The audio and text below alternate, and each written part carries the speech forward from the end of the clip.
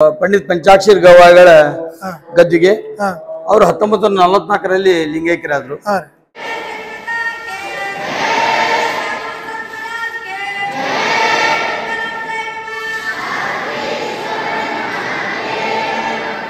ಬಂದ್ಬಿಟ್ಟು ಪುಟ್ಟರಾಜ್ ಗವಾಯಿಗಳು ಡಾಕ್ಟರ್ ಪದ್ಮಭೂಷಣ ಪುಟ್ಟರಾಜ್ ಗವಾಯಿಗಳು, ಪಂಚಾಕ್ಷರಿ ಗವಾಯಿಗಳು, ಪುಟ್ಟರಾಜ್ ಗವಾಯಿಗಳು ಇಬ್ರು ಕೂಡ ಹುಟ್ಟ ಅಂತರ ಇರುವುದರಿಂದ ಅವರು ಸಂಗೀತ ಹಲವಾರು ವಿದ್ಯಾಭ್ಯಾಸ ಕರಗತ ಮಾಡಿಕೊಂಡು ಶಿವ ಪೂಜಾ ಮುಖಾಂತರ ಶಿವಗಳಾಗಿ. ಈಗ ಪ್ರತಿಯೊಬ್ಬರಿಗೂ ಸಂಗೀತ ಕ್ಲಾಸ್ ಇರ್ತಾವ ಹೆಂಗಂದ್ರೆ ಪ್ರತಿ ಮಕ್ಕಳಿಗೆ ಸಂಗೀತ ಕ್ಲಾಸ್ ಇರ್ತದೆ.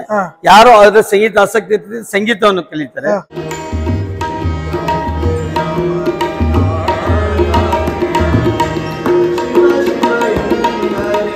ಸ್ನೇಹಿತರೆ ನಮಸ್ತೆ, ನಾನು ಗಜಾನಂದ್. ಇವಾಗ ನೀವು ನೋಡಿದ್ರೆ ಗೊತ್ತಾಗುತ್ತೆ ಎಲ್ಲಿದ್ದೀನಿ ಅಂದ್ರೆ ಶ್ರೀ ಕ್ಷೇತ್ರ ಗದುಗಿನ ಏನು ಪುಟ್ಟರಾಜ್ ಗವಾಯಿಗಳು, ಅದೇ ರೀತಿ ಪಂಚಾಕ್ಷರಿ ಗವಾಯಿಗಳ ಏನು ಆಶ್ರಮ ಐತೆ, ಏನು ಮಠ ಇದೆ, ಅಲ್ಲಿಗೆ ಬಂದಿದ್ದೀನಿ.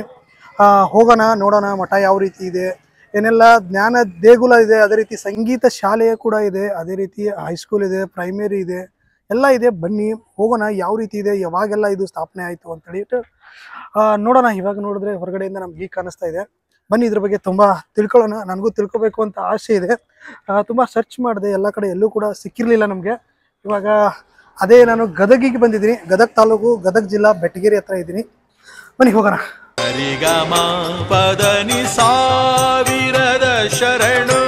ಸ್ನೇಹಿತರೆ ನಮ್ಮ ಜೊತೆ ಏನಂದ್ರೆ ಆಡಳಿತ ಮಂಡಳಿ PC ಹಿರೇಮಠ ಸರ್. ನಮಸ್ತೆ ಸರ್. ನಮಸ್ತೆ. ಹೆಂಗಿದ್ದೀರಾ? ಆರಾಮಿದ್ದೀರಿ? ಚೆನ್ನಾಗಿದೆ. ಓಕೆ, ಈಗ ವೀರೇಶ್ವರ ಪುಣ್ಯಾಶ್ರಮಕ್ಕೆ ಬಂದಿದ್ದೀವಿ ನಾವು. ಇದ್ರ ಬಗ್ಗೆ ಫುಲ್ ನಮ್ಗ ಡೀಟೇಲ್ಸ್ ತಿಳಿಸ್ಕೊಡ್ರಿ. ವೀರೇಶ್ವರ ಪುಣ್ಯಾಶ್ರಮ ಯಾವಾಗ ಆಗಿದ್ರಿ? ಇದು ಸ್ಥಾಪನೆ ಆಗಿದ್ದು 1914ರಲ್ಲಿ. ಗುರು ಹಾನಗಲ್ ಕುಮಾರ್ ಶಿವಗಳ ಅವರ ಒಂದು ಕೃಪಾಶೀರ್ವಾದದಿಂದ, ಅವರ ಸಲಹೆ ಮೇರೆಗೆ ಅಥವಾ ಅವರ ಒಂದು ಮಾರ್ಗದರ್ಶನದಲ್ಲಿ ಶಿವ ಮಂದಿರ ಸ್ಥಾಪನೆ ಆಯಿತು. ಇದು ಶಿವ ಮಂದಿರದ ಹಾನಗಲ್ ಕುಮಾರ ಸ್ವಾಮಿ ಮುಖಾಂತರ ಶ್ರೀ ವೀರೇಶ್ವರ ಪುಣ್ಯಾಶ್ರಮ ಸ್ಥಾಪನೆ ಆಯ್ತು.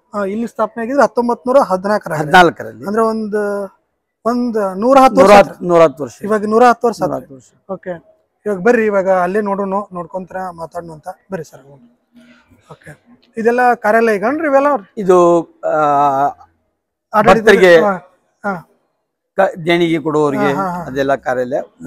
ಮೊದಲಿನ ಹಳೆಯ ಕಾರ್ಯಾಲಯ ಒಳಗಡೆ ಇತ್ತು. ಈಗ ಇತ್ತೀಚೆಗೆ 2-3 ವರ್ಷದಿಂದ ಕಾರ್ಯಾಲಯ ಹೊರಗಡೆ ಮಾಡಿದ್ವಿ. ಇದೆಲ್ಲ ಏನ್ರಿ? ಇದು ಪಾರ್ಕಿಂಗ್ ಏರಿಯಾ ತರ ಮಾಡಿರ? Parking area, vehicle parking. Okay, ಇದು ಆಲ್ಮೋಸ್ಟ್ ಎಷ್ಟು ದೊಡ್ಡದೈತ್ರಿ? ಅಂದ್ರೆ ಎಷ್ಟು ಎಕರೆ ಐತ್ರಿ? 1 ಎಕರೆ 10 ಗುಂಟೆ ಇದೆ. 1 ಎಕರೆ 10 ಗುಂಟೆ, ಅದು 1 ಎಕರೆ 30 ಗುಂಟೆ. ಬರ್ರಿ, ಇಲ್ಲಿ ಇರುವಂತ ಗದ್ದಿಗೆ ಯಾರ್ಯಾರ್ದು ಐತ್ರಿ? ಇಲ್ಲಿ ಪಂಚಾಕ್ಷರಿ ಗವಾಯಿಗಳ ಗದ್ದಿಗೆ, ಪುಟ್ಟರಾಜ ಗವಾಯಿಗಳವರ ಗದ್ದಿಗೆ, ಹಾಗೂ ಹಾನಗಲ್ ಶ್ರೀ ಕುಮಾರ ಶಿವಗಳ ಕರ್ತೃ ಗದ್ದಿಗೆ ಇದೆ. ಪಂಚಾಕ್ಷರಿ ಗವಾಯಿಗಳದ್ದು ತೋರು ಗದ್ದಿಗೆ, ಪುಟ್ಟರಾಜ ಗವಾಯಿಗಳದ್ದು ತೋರು ಗದ್ದಿಗೆ, ಹಾನಗಲ್ ಕುಮಾರ ಶಿವಗಳದ್ದು ಕರ್ತೃ ಗದ್ದಿಗೆ. ಅವ್ರ ಕರ್ತೃ ಗದ್ದಿಗೆ ಸ್ಥಾಪನೆ ಮಾಡೋ ಕಾರಣ ಅಂದ್ರೆ ಈ ವೀರೇಶ್ವರ ಪುಣ್ಯಾಶ್ರಮ ಸ್ಥಾಪನೆ ಮಾಡ್ಲಿಕ್ಕೆ ಕಾರಣೀಕರ್ತರು ಹಾನಗಲ್ ಕುಮಾರ್ ಶಿವ. ಅಂದ್ರೆ ಪಂಚಾಕ್ಷರಿ ಗವಾಯಿಗಳಿಗೂ ಪುಟ್ಟರಾಜ ಗವಾಯಿಗಳಿಗೂ ಕೂಡ ಅವರೇ ಗುರುಗಳು, ಹಾನಗಲ್ ಕುಮಾರ್ ಶಿವ. ಆ ನಿಮಿತ್ತವಾಗಿ ನಾವು ಅವ್ರನ್ನ ಕರ್ತೃ ಗದ್ದಿಗೆ ಇಲ್ಲಿ ಸ್ಥಾಪನೆ ಮಾಡೋ ಮುಖಾಂತರ ಅವ್ರನ್ನ ಉಭಯ ಗುರುಗಳಿಗೆ ಅವ್ರ ಗುರುಗಳಂತ ಅದನ್ನ ಕರ್ತೃ ಗದ್ದಿಗೆ ಸ್ಥಾಪನೆ. ಮತ್ತೆ ಪಂಚಾಕ್ಷರಿ ಗವಾಯಿಗಳಾದ್ರೆ ಅವ್ರದ್ದು 1944ರಲ್ಲಿ ಲಿಂಗೈಕ್ಯರಾಗಿದ್ದಾರೆ. 1944 ಆಗಿದ್ದು ಇಲ್ಲೇನ್ರಿ? ಇಲ್ಲೇ ಪಂಚಾಕ್ಷರಿ ಗವಾಯಿಗಳದ್ದು ಆಗಿದ್ದು ಇಲ್ಲಿ. ಅವ್ರ ಸಮಾಧಿ ಆಗಿರೋದು ಇಲ್ಲಿ. ಪುಟ್ಟರಾಜ ಗವಾಯಿಗಳು ಅವ್ರದ್ದು ಇಲ್ಲೇ. ಬರ್ರಿ ಅದನ್ನ ನೋಡೋಣಂತ, ಹಂಗ ಮಾತಾಡ್ಕೊಂತಾರ ಹೋಗೋಣಂತ. ಇಲ್ಲಿ ಇರೋದೀಗ ಪುಟ್ಟರಾಜ ಗವಾಯಿಗಳ, ಅದೇ ರೀತಿ ಪಂಚಾಕ್ಷರಿ ಗವಾಯಿಗಳು. ಓಕೆ,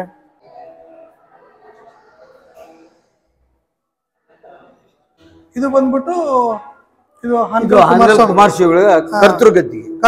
ಅವ್ರದ್ದು ಇರೋದು ಬೇರೆ ಕಡೆ, ಬಟ್ ನೀವು ಇದನ್ನ ಮಾಡಿ ಅವ್ರದ್ದು ಮೂಲ ಗದ್ದಿಗೆ ಶಿವ ಮಂದಿರದಲ್ಲಿ ಬದಾಮಿ ತಾಲೂಕು ಬರ್ತದೆ. ಬದಾಮಿ ಶಿವ ಮಂದಿರದಲ್ಲಿ ಹಾನಗಲ್ ಕುಮಾರ್ ಶಿವ ಕರ್ತೃ ಗದ್ದಿಗಿದೆ. ನಮ್ಮ ಉಭಯ ಗುರುಗಳಿಗೂ ಕೂಡ ಅವರೇ ಗುರುಗಳಾಗಿರೋದ್ರಿಂದ, ಅವರೇ ಮಾರ್ಗದರ್ಶಕರಾಗಿದ್ದರಿಂದ, ಅವರೇ ಅವರಿಗೆ ಸಂಗೀತ ವಿದ್ಯಾಭ್ಯಾಸವನ್ನು ಕೊಡಿಸಿ ಅವ್ರಿಗೆ ಒಂದು ವ್ಯವಸ್ಥೆ ನಿರ್ಮಾಣ ಮಾಡಿದ ಕಾರಣಕ್ಕೆ ನಿಮಿತ್ತವಾಗಿ ಹಾನಗಲ್ ಕುಮಾರ್ ಶಿವಗಳಿಗೆ ಉಭಯ ಗುರುಗಳು ಅವ್ರು ನಮ್ಮ ಗುರುಗಳಂತ ಅವ್ರನ್ನ ಇದನ್ನ ಮಾಡ್ಕೊಂಡು ಆ ಮೂಲಕ ನಾವು ಇಲ್ಲಿ ಕರ್ತೃ ಗದ್ದಿಗೆಯನ್ನು ಸ್ಥಾಪನೆ ಮಾಡ್ಕೊಂಡು. ಇವಾಗ ಇದೊಂದು ಗದ್ದಿಗೆ ಆಯ್ತಾ. ನೆಕ್ಸ್ಟ್ ಇಲ್ಲಿ ಇವ್ರದೈತೆ ಪಂಚಾಕ್ಷರಿ ಗವಾಯಿಗಳದು. ಇದು ಹಾನಗಲ್, ಇದು ಪಂಡಿತ್ ಪಂಚಾಕ್ಷರಿ ಗವಾಯಿಗಳ ಗದ್ದಿಗೆ. ಅವರು 1944ರಲ್ಲಿ ಲಿಂಗೈಕ್ಯರಾದ್ರು. ಅದು ಲಿಂಗೈಕ್ಯರಾದ ಸಂದರ್ಭದಲ್ಲಿ ಆಗ್ಲೇ ಇದನ್ನ ಇಲ್ಲಿ ಬಸರಿಗಿಡದ ವೀರಪ್ಪನವ್ರು ಅಂತ ಅಂದಿನ ಕಾಲದಲ್ಲಿ ಅವ್ರು ದಾನಶೂರ ಕರ್ಣ ಅಂತ ಅವ್ರಿಗೆ ಬಿರುದಾಂಕಿತ್ತಿತ್ತು. ಮಹಾದಾನಿಗಳವರು ಬಹುಶಃ ಕರ್ನಾಟಕ ರಾಜ್ಯಾದ್ಯಂತ ಹಲವಾರು ಧಾರ್ಮಿಕ ಕ್ಷೇತ್ರಗಳಲ್ಲಿ ಅವರು ತಮ್ಮ ದಾನದ ಮುಖಾಂತರ ಧಾರ್ಮಿಕ ಕ್ಷೇತ್ರಕ್ಕೆ ತಮ್ಮದೇ ಆದಂತ ಕೊಡುಗೆ ಕೊಟ್ಟಿದ್ದಾರೆ. ಅದರಲ್ಲಿ ವೀರೇಶ ಪುಣ್ಯಾಶ್ರಮ ಕೂಡ ಒಂದು.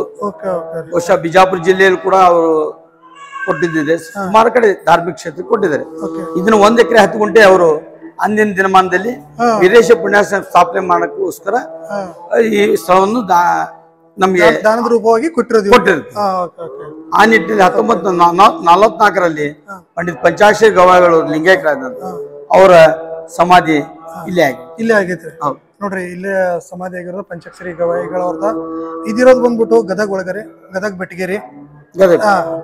ಈಗ ಅಂದ್ರ ಮೇನ್ ಸಂಗೀತ ಪ್ರಾಕ್ಟೀಸ್, ಸಂಗೀತದ ಬಗ್ಗೆ ನಾಲೆಜ್ ಇರೋರು ಜಾಸ್ತಿ ಇದ್ದಾರೆ. ಪಂಡಿತ್ ಪಂಚಾಕ್ಷರಿ ಉಭಯ ಗಾನ ವಿಶಾರದರು. ಉಭಯ ಗಾನ ವಿಶಾರದರಿಂದ ಕರ್ನಾಟಕೀಯ ಹಾಗೂ ಹಿಂದೂಸ್ತಾನಿಯ ಸಂಗೀತದಲ್ಲಿ 2 ತರ ಸಂಗೀತ ಇದೆ. ಹಲವಾರು ಬಗೆ ಇದೆ. ಆದ್ರೆ ನಮ್ಮದು ಕರ್ನಾಟಕ ಸಂಗೀತ, ಹಿಂದೂಸ್ತಾನಿ ಸಂಗೀತ, 2 ಶಾಸ್ತ್ರೀಯ ಸಂಗೀತ. ಆ ಉಭಯ ಸಂಗೀತ ಕೂಡ ಪಂಚಾಕ್ಷರಿಗಳು ಆಲಾಪ ಮಾಡ್ತಾ ಇದ್ರು. ಆ ನಿಟ್ಟಿನಲ್ಲಿ ಅವ್ರಿಗೆ ಉಭಯ ಗಾನ ವಿಶಾರದರು ಅಂತ ಅವ್ರಿಗೆ ಬಿರುದಾಂಕಿತ. ಅಂದ್ರೆ ಹಿಂದೂಸ್ತಾನಿ, ಕರ್ನಾಟಕ 2 ಕೂಡ. ನೆಕ್ಸ್ಟ್ ಹೋಗೋಣಂತ ನಮ್ಮ ಗಾನಯೋಗಿ ಪಂಚಾಕ್ಷರಿ ಗವಾಯಿಗಳಾದ್ಮೇಲೆ ಇಲ್ಲಿ ಬಂದ್ಬಿಟ್ಟು ಪುಟ್ಟರಾಜ್ ಗವಾಯಿಗಳು, ಡಾಕ್ಟರ್ ಪದ್ಮಭೂಷಣ ಪುಟ್ಟರಾಜ್ ಗವಾಯಿಗಳವರು. ಓಕೆ, ಈ ಸಂಸ್ಥೆ ಇಷ್ಟು ದೊಡ್ಡ ಮಟ್ಟಕ್ಕೆ ಬೆಳಿಬೇಕು, ಇಷ್ಟು ರೀತಿ ಅಂದ್ರೆ ಇಷ್ಟು ಶಾಲೆಗಳು, ಇಷ್ಟು ಸಂಗೀತ ಶಾಲೆಗಳನ್ನ ಮಾಡಿದಕ್ಕೆ ಮೇನ್ ಇವರು ಕೂಡ ಒಂದು ರೀತಿ ಕಾರಣ. ಪುಟ್ಟರಾಜ್ ಗವಾಯಿಗಳೇ ಮೇನ್ ಮುಖ್ಯವಾಗಿ. ಅವ್ರ ಜೊತೆಗೆ ಕೆಲಸ ಸಹಕಾರಿಗಾಗಿ ಆಶ್ರಮದ ವ್ಯವಸ್ಥಾಪಕ ಹಿಡಿಕೆಮಠ ಅಂತಿದ್ರು, ಚನ್ನವೀರ ಶಾಸ್ತ್ರಿಗಳಿದ್ರು. ಅವ್ರ ನಂತರ ಅವ್ರ ಚಿರಂಜೀವಿ ಬಸವರಾಜ ಸ್ವಾಮಿ ಹಿಡಿಕೆಮಠ ಅಂತಿದ್ರು. ಅವರಿಬ್ರು ಕೂಡ ಪಂಚಾಕ್ಷರಿ ಗವಾಯಿಗಳ ಮುಖಾಂತರ ಅವಾಗಿನಿಂದನೂ ಅವ್ರ ಸೇವೆ ಮಾಡ್ಕೊಂತ ಇದು ಆಶ್ರಮಕ್ಕೆ ಅವ್ರದೊಂದು ಒಂಥರ ಸಪೋರ್ಟು. ಪಂಚಾಕ್ಷರಿ ಗವಾಯಿಗಳು, ಪುಟ್ಟರಾಜಗಳು ಇಬ್ರು ಕೂಡ ಹುಟ್ಟ ಅಂತರ ಇರುವುದರಿಂದ ಅವ್ರ ಸಂಗೀತ ಹಲವಾರು ವಿದ್ಯಾಭ್ಯಾಸ ಕರಗತ ಮಾಡಿಕೊಂಡು ಪೂಜಾ ಮುಖಾಂತರ ಶಿವಯೋಗಿಗಳಾಗಿ ಈ ನಾಡಿನಾದ್ಯಂತ, ಬಹುಶಃ ಈ ನಾಡಿನಲ್ಲಿ ಯಾರಿಗೂ ನಡೆದಾಡೋ ದೇವರು, ಮಾತನಾಡೋ ದೇವರು, ಕಣ್ಣಿಗೆ ಕಾಣೋ ದೇವರು ಅಂತ ಯಾರಿಗೂ ಹೊಂದಿರಲಿಲ್ಲ ಸಮಾಜ. ಪಂಡಿತ್ ಪುಟ್ಟರಾಜ ಗವಾಯಿ ಅವರಿಗೆ ಸಾಕ್ಷಾತ್ ಕಣ್ಣಿಗೆ ಕಾಣುವ ದೇವರು, ಮಾತನಾಡುವ ದೇವರು, ನಡೆದಾಡುವ ದೇವರು ಅಂತ ಮೊಟ್ಟ ಮೊದಲಿಗೆ ಈ ಸಮಾಜದಲ್ಲಿ ಭಕ್ತರು ಅವರಿಗೆ ಬಿರುದಾಂಕಿತ ನೀಡಿದ್ದಾರೆ. ಅಂದ್ರೆ ಮತ್ತೆ ಏನೇನೆಲ್ಲ ಇವ್ರ ಕಾಲೇಜ್, ಸ್ಕೂಲ್ ಎಲ್ಲ ಅದಾವಲ್ರಿ ಇಲ್ಲಿ? ಶಿಕ್ಷಣ ಸಂಸ್ಥೆಗಳು ನಮ್ಮ ಪಂಡಿತ್ ಪಂಚಾಕ್ಷರಿ ಗವಾಯಿಗಳ ಅಂಧರ ಶಿಕ್ಷಣ ಸಮಿತಿ ವತಿಯಿಂದ ಡಾಕ್ಟರ್ ಪಂಡಿತ್ ಪಂಚಾಕ್ಷರಿ ಗವಾಯಿಗಳ ನಾಮ ಮುಖಾಂತರ, ಅವ್ರ ನಾಮಾಂಕಿತ ಮುಖಾಂತರ ಪ್ರಾಥಮಿಕ ಶಾಲೆಯಿಂದ ಹಿಡಿದು ಡಿಗ್ರಿ ಕಾಲೇಜಿನವರೆಗೂ ಶಿಕ್ಷಣ ಇದೆ. ಜೊತೆಗೆ ಸಂಗೀತ ಬಿ ಮ್ಯೂಸಿಕ್ ಇದೆ, ಎಂ ಮ್ಯೂಸಿಕ್ ಇದೆ, ಸಂಗೀತ ಪಾಠಶಾಲೆ ಇದೆ. ಸಂಗೀತದಲ್ಲಿ ಜೂನಿಯರ್, ಸೀನಿಯರ್, ವಿದ್ವತ್, ಅಂತಿಮ ವಿದ್ವತ್, ಪೂರ್ವ ಅಂತ ಸಂಗೀತ ಅದೊಂದು ಸಬ್ಜೆಕ್ಟ್ ಅಂದ್ರೆ ಅದೊಂದು. ಅದೇ ರೀತಿ ಎನಿ ಡಿಗ್ರಿ ಮೇಲೆ, ಅದು ಎನಿ ಪಿ ಯು ಎಜುಕೇಶನ್ ಮೇಲೆ, ಪಿ ಯು ಎಜುಕೇಶನ್ ಮೇಲೆ ಬ್ಯಾಚಲರ್ ಆಫ್ ಮ್ಯೂಸಿಕ್ ಅಂತ ಅದೊಂದು ಡಿಗ್ರಿ ಸಿಗುತ್ತೆ. ಬ್ಯಾಚಲರ್ ಆಫ್ ಮ್ಯೂಸಿಕ್ ಮುಗಿಸ್ಕೊಂಡ್ರೆ ನಮ್ಮಲ್ಲಿ ಎಂ ಮ್ಯೂಸಿಕ್ ಕೂಡ ವಿಭಾಗ ಇದೆ, ಸಂಗೀತ. ಆಲ್ಮೋಸ್ಟ್ ಎಷ್ಟು ಸ್ಟೂಡೆಂಟ್ಗಳು, ಎಷ್ಟು ಹುಡುಗರು ಅದಾರೆ? ಸುಮಾರು 1200-1500 ಸ್ಟೂಡೆಂಟ್ಸ್ ಇದೆ. ಹೌದೌದು, ವಾಸ್ತವ್ಯ, ಅವ್ರಿಗೆ ಊಟ ವ್ಯವಸ್ಥೆ ಎಲ್ಲ ನಮ್ದು. ಎಜುಕೇಶನ್ ದಿಂದ ಅದು ಸ್ಕೂಲ್ ಫೀಸ್ ಇರ್ತದೆ, ಅವ್ರು ಕಟ್ಕೊಂತಾರೆ. ಸುಮಾರು 1200-1500. ಮತ್ತೆ ವಸತಿ ಎಲ್ಲ ವ್ಯವಸ್ಥೆ ಇದೆ ನಮ್ದು. ಅವ್ರಿಗೆ ಎರಡು ಸಮಯದ್ದು ಊಟ, ಮಧ್ಯಾಹ್ನ, ಬೆಳಿಗ್ಗೆ ನಾಷ್ಟ, ಮತ್ತೆ ದಿನನಿತ್ಯ ಹಲವಾರು ರೀತಿ ಭಕ್ತರಿಂದ ಸೇವೆ ಮುಖಾಂತರ ಮೃಷ್ಟಾನ್ನ ಭೋಜನ ಆಗುತ್ತೆ ಮಕ್ಕಳಿಗೆ. ಅದೆಲ್ಲ ಇದು ಮೊದಲೇ ಸ್ಥಾಪನೆ ಆದಾಗ ಇಲ್ಲಿ ಬೆಳೆದಂತ ಎಲ್ಲ ಹಲವಾರು ಹಿರಿಯ ಕಲಾವಿದರು, ಇವತ್ತು ನಾಡು ರಾಷ್ಟ್ರ ರಾಜ್ಯದಂತ ಬೆಳೆದಂತ ಕಲಾವಿದರು ಅಂದಿನ ಸಂದರ್ಭದಲ್ಲಿ ಕೇವಲ ಸಂಕೀಸಾರು ಪ್ರಸಾದ ಮಾಡಿ ವಿದ್ಯಾಸ ಪೂಜೆಯಿಂದ ಪಡ್ಕೊಂಡಂತ ಇವತ್ತರ ಅಂತಾರಾಷ್ಟ್ರೀಯ ಮಟ್ಟದ ಅವ್ರ ಹೆಸರು ಪ್ರತಿಬಿಂಬಿಸ್ತಾ ಇದೆ, ಅವ್ರ ಹೆಸರು ಪ್ರಚಲಿತ ಆಗಿದೆ. ಆದ್ರೆ ಇವತ್ತಿನ ನಮ್ಮ ವಿದ್ಯಾರ್ಥಿಗಳಿಗೆ ಇದೆಲ್ಲ ಪೂಜ್ಯರ ಒಂದು ಶಕ್ತಿ ಅಥವಾ ಅವರ ಒಂದು ಏನು ಭಕ್ತಿ ಭಾವನೆ ಜನರು ಏನು ತಾವು ಇಲ್ಲಿ ಯಾರು ಪ್ರಾಮಾಣಿಕವಾಗಿ ಸಂಕಲ್ಪ ಯಾರು ಮಾಡ್ಕೊಂಡಿದ್ದಾರೆ ಅವ್ರ ಆಶೆಗಳು ಎಲ್ಲ ಈಡೇರ್ತಾವ ಅನ್ನುವಂತ ಒಂದು ಮನೋಭಾವನೆ ಎಲ್ಲ ಭಕ್ತರಿಗೆ ಕಂಡು ಬರ್ತದೆ. ಆ ನಿಟ್ಟಿನಲ್ಲಿ ಇವತ್ತು ಪ್ರತಿನಿತ್ಯ ಒಬ್ಬರಿಲ್ಲ ಒಬ್ಬರು ಭಕ್ತರು ಪ್ರಸಾದ ವ್ಯವಸ್ಥೆ ಮಾಡ್ತಾರೆ. ಪ್ರತಿನಿತ್ಯ ಪ್ರಸಾದ ವ್ಯವಸ್ಥೆ ಮಾಡ್ತಾರೆ. ಒಬ್ರು ಇರ್ತಾರ ಅಥವಾ 2 ಜನ ಇರ್ತಾರೆ, 4 ಜನ, ಈ ತರ ಪ್ರಸಾದ ವ್ಯವಸ್ಥೆ. ಮಕ್ಕಳಿಗೆ ಒಳ್ಳೆ ಮೃಷ್ಟಾನ್ನ ಭೋಜನ ಸಿಗುತ್ತೆ. 2 ಸಮಯದ ಊಟ, ಬೆಳಗಿನ ನಾಷ್ಟ ಮಕ್ಕಳಿಗೆ ಈ ತರ. ಅದೇ ರೀತಿ ಅವ್ರ ತೋಟದಲ್ಲಿ ಬೆಳೆದಿದ್ದು ಅದು ಇದು ದವಸ ಧಾನ್ಯಗಳನ್ನ ತಂದು ಕೊಡ್ತಾರ. ಆತರ ಎಲ್ಲ ಐತ್ರಿಲ್ಲ? ಹೌದೌದು. ಪ್ರತಿಯೊಬ್ರು ಇಲ್ಲಿ ವಿಶೇಷ ಏನಂದ್ರೆ ಮನೆಯೊಳಗೆ ಯಾವುದೇ ಒಂದು ಪದಾರ್ಥ ಉಳಿದಿರಲಿ ಅಥವಾ ಏನಾಗಿರ್ಲಿ ಒಟ್ಟೆ ಯಾವ್ದು ಭಕ್ತರು ವಿಶೇಷ ಹೇಳ್ಬೇಕಂದ್ರೆ ಎಣ್ಣೆ ಇದ್ರೆ ಎಣ್ಣೆ ತಂದು ಕೊಡ್ತಾರ. ಸಾಸಿ ಜೀರಿಗೆ ಮಸಾಲೆ ದಿನಸಿ ಇರುವುದು ಅಥವಾ ಹಣ್ಣು ಹಂಪಲ, ಆಮೇಲೆ ಬಟ್ಟೆ ಬರಿ ಮಕ್ಕಳಿಗೆ ಪ್ರತಿ ಸಲ ಸಾಕಷ್ಟು ಜನ ಇಲ್ಲಿ ಮಕ್ಕಳಿಗೆ ಹೊದ್ದಿಕೊಳ್ಳೋ ಬ್ಲಾಂಕೆಟ್ಸು, ತೊಟ್ಕೊಳ್ಳೋ ಲಪಾಟಿ, ಬಿಳೆ ಬಟ್ಟೆ ಇಂಥವನ್ನೆಲ್ಲ ಭಕ್ತರು ಬಂದು ದೇಣಿಗೆ ರೂಪದಲ್ಲಿ ಕೊಟ್ಟು. ಈಗ ಪ್ರತಿಯೊಬ್ಬರಿಗೂ ಸಂಗೀತ ಕ್ಲಾಸ್ ಇರ್ತಾವ ಹೆಂಗಂದ್ರೆ? ಪ್ರತಿ ಮಕ್ಕಳಿಗೆ ಸಂಗೀತ ಕ್ಲಾಸ್ ಇರ್ತದೆ. ಯಾರು ಅದ್ರ ಸಂಗೀತ ಆಸಕ್ತಿ ಇರ್ತದೆ ಸಂಗೀತವನ್ನು ಕಲಿತಾರೆ. ಸಂಗೀತದ ಜೊತೆಗೆ ಶಿಕ್ಷಣ ಮಾಡ್ತಾರೆ. ಯಾರು ಕೇವಲ ಶಿಕ್ಷಣದ ಆಸಕ್ತಿ ಇರ್ತದೆ ಅವ್ರು ಕೇವಲ ಶಿಕ್ಷಣ ಮಾಡ್ತಾರೆ. ಆಲ್ಮೋಸ್ಟ್ ಈ ಗದಗಿನ ಮಠ ಅಂತಂದ್ರ ಸಂಗೀತಕ್ಕ ಫೇಮಸ್. ವಿಶೇಷವಾಗಿ ಸಂಗೀತನೇ ಮೇನ್ ನಮ್ದು. ಈ ಆಶ್ರಮದ ಕೊಡುಗೆ ಅಂದ್ರೆ ಸಂಗೀತ. ಯಾಕಂದ್ರೆ ಉಭಯ ಗುರುಗಳು ಕೂಡ ಸಂಗೀತ ಮುಖಾಂತರ ಅವರು ಸಮಾಜಕ್ಕೆ ವಿಖ್ಯಾತ ಆಗಿದ್ರೆ ಸಂಗೀತದ ಮುಖಾಂತರ ಅದಕ್ಕೆ ಸಂಗೀತಕ್ಕೆ ಜಾಸ್ತಿ ಇಲ್ಲಿ ನಾವು ಸಂಗೀತಕ್ಕೆ ಹೆಚ್ಚಿನ ಒತ್ತಿದೆ. ಜೊತೆಗೆ ಶಿಕ್ಷಣ ಕೂಡ ಇದೆ. ಅದೇ ವಸತಿ ಕೂಡ ಇದೆ. ಓಕೆ, ಇಲ್ಲಿ ಇರೋದು ಇವಾಗ ಇಷ್ಟು ಮಾಡಿರೋದು ಈಗ ಮಠದ ಸಲುವಾಗಿ. ಇದು ಬಿಟ್ಟು ಈ ಕಡೆ ಇಲ್ಲಿ ಬಂದ್ರೆ ಈ ಕಡೆ ಒಂದು ಬಿಲ್ಡಿಂಗ್ ಇದೆ. ಓಕೆ, ಇಲ್ಲಿ ಇರೋದು ಕಲಾಭವನ ಅಂತ ಇದೆ. ಕಲಾಭವನ ಇಲ್ಲಿ ಕಾರ್ಯಕ್ರಮಗಳು ಜರುತ್ತವೆ. ಸಂಗೀತ ಕಾರ್ಯಕ್ರಮ, ಮದುವೆ ಕಾರ್ಯಕ್ರಮ ಅಥವಾ ಹಲವಾರು ಯಾವ್ದೋ ಧಾರ್ಮಿಕ ಕಾರ್ಯಕ್ರಮ ನಡೀಬೇಕಾದ್ರೆ ನಿಮ್ಮ ಸಂಸ್ಥೆ ಕಡೆಯಿಂದ ಏನಾದ್ರು ಕಾರ್ಯಕ್ರಮಗಳು ನಿರಂತರ ಇರ್ತಾವ. ನಿರಂತರವಾಗಿ ಓಕೆ, ಇದು ಕೂಡ ಚೆನ್ನಾಗೈತೆ. ಏನಾದ್ರು ಕಾರ್ಯಕ್ರಮ ಇದ್ರೆ ಏನು ತೊಂದರೆ ಇಲ್ಲ. ತೊಂದರೆ ಇವಾಗ ಪಬ್ಲಿಕ್ ಕೂಡ ಕೊಡ್ತಿದ್ವಿ ನಾವು.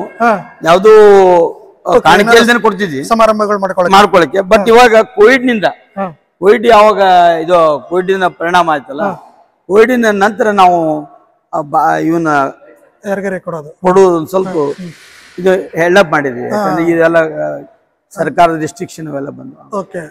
ಇದು ಕೂಡ ಕಲಾಭವನ, ಪುಟ್ಟರಾಜ ಕಲಾಭವನ. ಇಲ್ಲಿ ಕೂಡ ಹಲವಾರು ಕಾರ್ಯಕ್ರಮ ನಿರಂತರ ನಡೀತವೆ. ಪ್ರಸಾದ ವ್ಯವಸ್ಥೆ ಕೂಡ ಇದೇ ಹಾಲ್ ನಲ್ಲಿ ನಡೀತದೆ ಮಕ್ಕಳಿಗೆ, ಭಕ್ತರಿಗೆ. ಅಂದ್ರೆ ಈಗ ದಿನಾಲು ಅಂದ್ರೆ ಈಗ ಮಕ್ಕಳು ಊಟಕ್ಕೆ ಕುಂದಿರೋದೆಲ್ಲ ಇಲ್ಲೇ ಇದೇ ಹಾಲ್ ನೋಡ್ರಿ. ಇದ ಹಾಲಲ್ಲೇ ಬೆಳಿಗ್ಗೆನೂ ಕೂಡ ನಾವು ಇಲ್ಲೇ ಟಿಫನ್ ಮಾಡಿದೀವ್ರಿ. ಇಲ್ಲೇ ಆಗಲೇ ಕೂತಿದ್ರ ಎಲ್ಲಾರು ಚೆನ್ನಾಗಿ ಕುತ್ಕೊಂಡು ಊಟ ಮಾಡ್ತಾರೆ. ಈಗ ಭಕ್ತರಿಗಾಯ್ತ್ರಿ ಮತ್ತ ಯಾರು ಇಲ್ಲಿ ವಿದ್ಯಾರ್ಥಿಗಳಿಗಾಯ್ತ್ರಿ ಊಟದ ವ್ಯವಸ್ಥೆ ಇದೇ ಹಾಲ್ನಲ್ಲಿ ಆಗುತ್ತೆ. ಅಂದ್ರೆ 3 ಹೊತ್ತು? 3 ಹೊತ್ತು ಇದೆ.